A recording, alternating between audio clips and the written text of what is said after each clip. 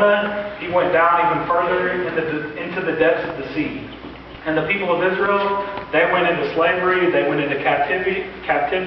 They even had these Assyrians persecuting them because they had forgotten that key verse, that key phrase we talked about, that salvation is from the Lord. But just like Jonah, the Israelites were delivered. Just like Jonah, the Israelites were given second chances. And so the Israelites, they would try to pull out of their despair. They would try to basically save themselves. And they would try to, form military alliances with the other countries around them. And they would try to build walls and shore up their natural defenses. But until Israel realized the salvation was from the Lord, until Jonah realized that salvation is from the Lord, there was no deliverance for him. Salvation is from the Lord. That's very important. Amen. And I think, just like the people of Israel, and just like Jonah, a lot of times our lives parallel this story. God tells us that we are called. God called us to be a light in the darkness, a city on a hill, a holy priesthood. But just like Jonah, just like the people of Israel, sometimes we rebel. Sometimes we try to run from God. Sometimes we don't really feel like it, so we try to do something else. So we rebel. But just like Jonah, just like the people of Israel, we get disciplined. And we don't always enjoy it, and it's always tough. And sometimes when we're receiving the discipline from God, we try to turn to other things. We try to turn to alliances. We try to turn to natural defenses, just like Jonah, just like the people of Israel. But until we realize that salvation is from the Lord, there's no hope. There's no deliverance from us. Amen. Nothing else matters except that fact that salvation is from the Lord. It could be said that Jonah disobeyed in the name of justice. Obviously, we talked about the Assyrians, the people of Nineveh. They were horrible. And so it could be said, well, Jonah didn't want to talk to him because he wanted justice. These people were horrible. They were torturing the people of Israel. He wanted justice for them. Right. But Jonah, he forgot two things. He forgot one thing, that God told him to go. And that's an important thing. When God tells you to do something, you better do it. The second thing he forgot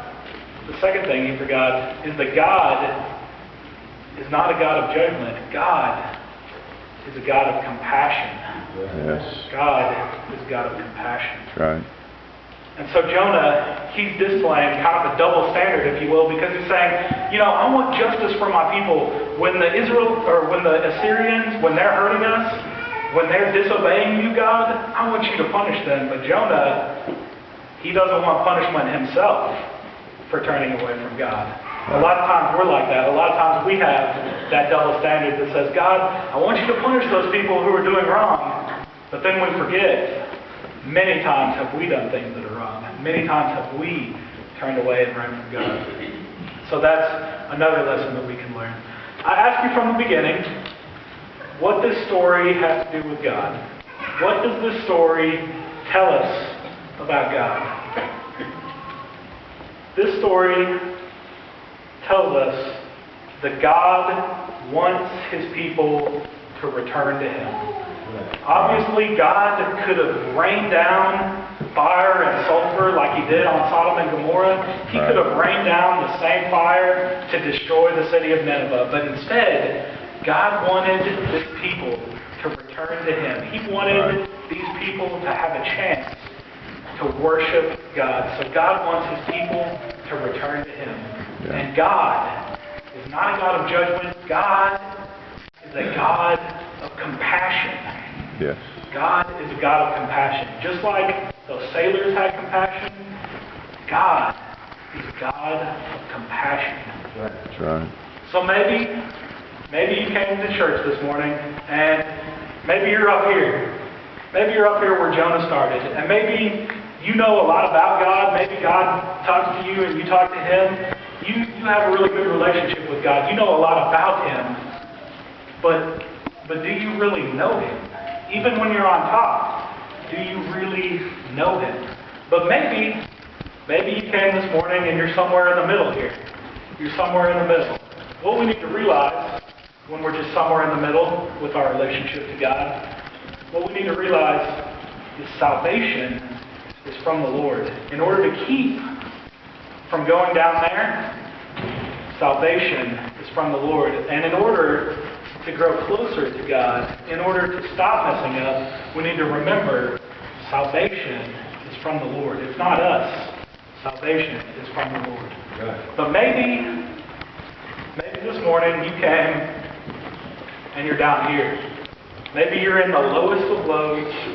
Maybe you feel separated from God emotionally, physically, and spiritually. Maybe this is where you are this morning. But you need to remember that just like Jonah, God has you wrapped and surrounded and protected in His compassion.